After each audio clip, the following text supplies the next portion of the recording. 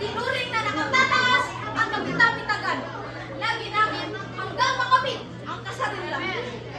Ito ay ang wikang Filipino. Wikang Filipino dahil ako'y tunay na Pilipino. Masigap ang tinanggap, pati na rin ang aking mga ninuno.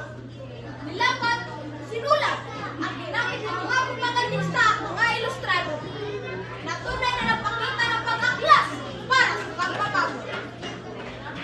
Ngunit, sa kanilang pagsasakripisyo, ano na nga ba ang wika para sa atin? Tuluyan na bang kinalimutan ang sariling atin? Nakaugnay pa rin ba ito sa mga alikhain? Wika. Ang ating wika ay tila ba kanumantana na patuloy na umiikot. Umiikot na tila ba sumasabay sa gulong ng buhay. Na kahit anumang influensya ay patuloy na mananalaykay at magsisibing bukang liwayway na hindi mamamatay. Wikang Filipino, wikang pantol, wikang ginagamit araw-araw sa silid-aralan. Ngunit, madalas na dinaragdagan ng wikang Ingles sa kasalukuyan na naging daan upang magamit ang wikang Filipino, Taglish at Ingles. Magmula sa asignaturang Filipino, matematika hanggang agham.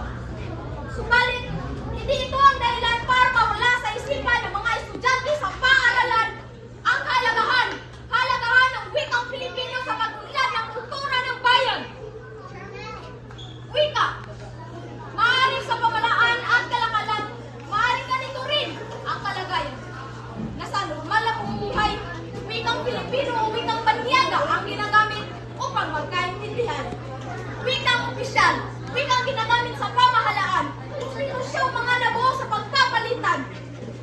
English man ang pinapahayag sa mga pamunuan, kailan ay wikang Filipino hindi magbubuhay alamang.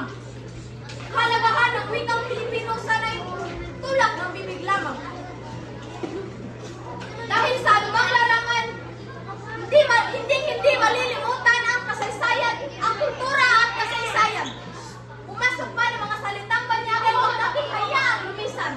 Sapagkat ang bansang walang sariling wikang panitikan, sapagkat walang umunlad na bansa na walang sariling wikang panitikan. Ang wikang Filipino'y panatilihin pagyamanin.